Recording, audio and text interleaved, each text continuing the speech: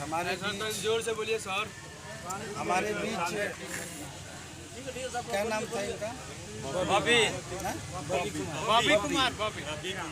बब्बी कुमार एक दलित परिवार का लड़का जो मजदूरी करता था और अचानक विद्युत के संपर्क में आने से इनकी मौत हो गई।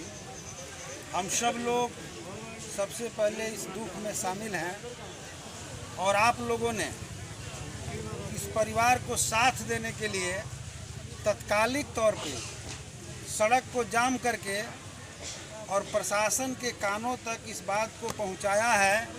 इसके लिए मैं आप तमाम लोगों को अपने तरफ से, अपनी पार्टी की तरफ से हार्दिक बधाई देना चाहते हैं, बहुत बहुत धन्यवाद देना चाहते हैं कि आप लोगों ने इस लड़ाई को आगे बढ़ाया। आज संजोग से इस गांव में मुझे आना भी था, क्योंकि आप लोग जानते हैं कि आप ही लोगों के संघर्ष में करीब 5 साल, 5.5 साल पहले गिरफ्तार करके हमें जेल में डाल दिया गया था। झूठा मुकदमा लगा करके 27 मार्च को मैं जेल से बाहर आया हूं और जिस दिन से आया हूं लगातार जनता के सवालों के साथ जूझ रहा हूं, समस्याओं से जूझ रहा हूं। आज मैं आप लोगों से मिलने का कार्यक्रम लिया था, लेकिन अफसोस की बात है कि मैं मिलने के लिए भी आया तो एक दुखद घटना के समय आप लोगों से मुखातिब होने का मौका मिला। अभी इस रोड जाम के प्रक्रिया में यहाँ पर मैरवा के एसओ साहब माने बड़ा बाबू कुछ देर में बीओ आएंगे और बिजली विभाग के एसडीओ पहुँचे हुए हैं। अभी हमारी बात सिविल एसडीओ से भी हुई है और एग्जीक्यूटिव से भी हुई है। सारे लोगों के बातचीत से जो निष्कर्ष निकल करके सामने आया है वो यह है कि बिजली विभाग द्वारा 4 लाख रुपए मुआवजे का प्रावधान है। हम लोग चाहते थे कि जो भी मुआवजा का प्रावधान है वो मुआवजा तत्काल ऑन द स्पॉट मिलना चाहिए, अभी मिलना चाहिए। और इसके लिए हम लोग दबाव बनाए हुए हैं, बातचीत चल रही है।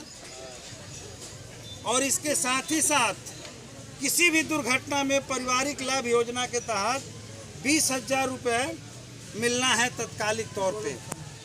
हमारी मांग है कि वो 20,000 रुपये तो मिले ही, विद्युत विभाग के जरिए जो मुआवजा है वो मिले ही, साथ ही साथ इस परिवार में जो एक कमाने वाले व्यक्ति थे, मौत हो गई, इन पर आश्रित इनके माँ बाप से लेकर कई लोग हैं जिनकी ज़िंदगी आने वाले दिनों में बहुत कष्ट में हो जाएगी। इसलिए सरकार यहाँ से ये रिकमेंड करे, एसडीओ से हम लोग वीडियो से भी ये मांग करेंगे कि लिखें कि इस परिवार को कम से कम एक व्यक्ति को सरकारी नौकरी मिलना चाहिए। ये लड़ाई हम लोगों ने शुरू किया है, ये लड़ाई आगे भी चलेगा। अभी सड़क जाम है, तो मैं प्रशासन के लोग जब शुरू में यहाँ आए थे, यहाँ से बड़ा बाबू जब मैरवा आए थे तो उन्होंने कहा कि रोड को खाली करवा दिया जाए। आप लोगों से शायद कह रहे थे, क्योंकि अनायास जो है आप लोग पर केस मुकदमा होगा, कोई फ़ायदा नहीं होगा। सबसे पहले तो मैं उनसे भी कहना चाहता हूँ कि इस दुख के घड़ी में आपको साथ देने के बजाय ये शब्द बोलना कि केस मुकदमे होंगे, जनता की भावनाओं के साथ आपको खड़ा होना चाहिए। केस मुकदमा की धमकी नहीं देना चाहिए। केस मुकदमा हम लोगों ने बहुत देखा है। जनता के सवालों पर, जनता के दुख दर्द के घड़ी में सरकार की जवाबदेही है, एक अफसर की जवाबदेही है। आपने हमें वोट दिया है, इसलिए मेरी तो जवाबदेही है ही, लेकिन इस सरकार में आपको भी सरकार तनख्वाह देती है, पैसा देती है ये जनता के सेवा करने के लिए, तो आपकी भी जवाबदेही सेवा करना है।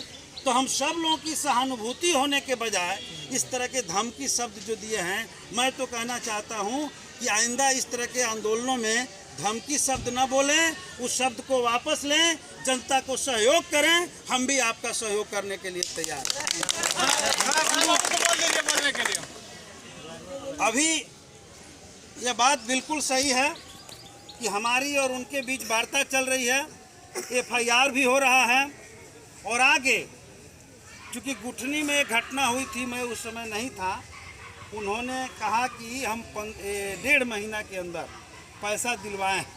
हमारे पास तत्काल देने का कोई प्रोविज़न नहीं है, लेकिन जैसे ही रिपोर्ट आएगा हम पैसा दिलवाएंगे।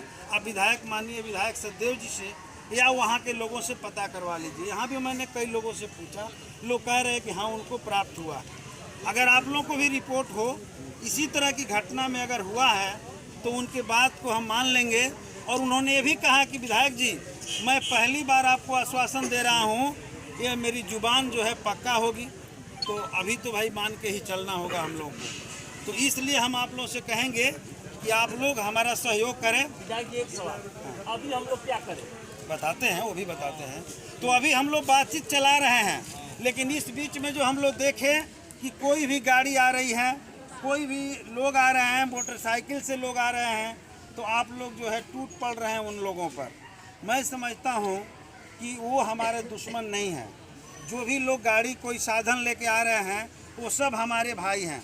वो लोग रोड पर आ रहे हैं, वो नहीं जानते हैं कि क्या हुआ है, थोड़ा सा आगे भी बढ़ गए हों तो कायदे से समझा बुझा करके उन लोगों को रोकना चाहिए और ये अपील करना चाहिए कि इस दुख के घड़ी में आप भी हमारा साथ दीजिए, ना कि उनसे झगड़ा करेंगे।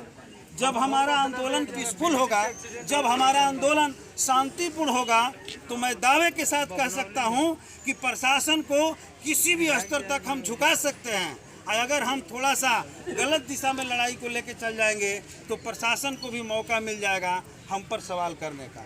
तो हम किसी भी सूरत में प्रशासन को यह मौका नहीं देंगे, बल्कि इस परिवार को जितना ज़्यादा से ज़्यादा सहयोग हम लोगों से बन पाएगा, सहयोग दिलाने के लिए आज हम इस आंदोलन के माध्यम से संघर्ष को आगे बढ़ाएंगे।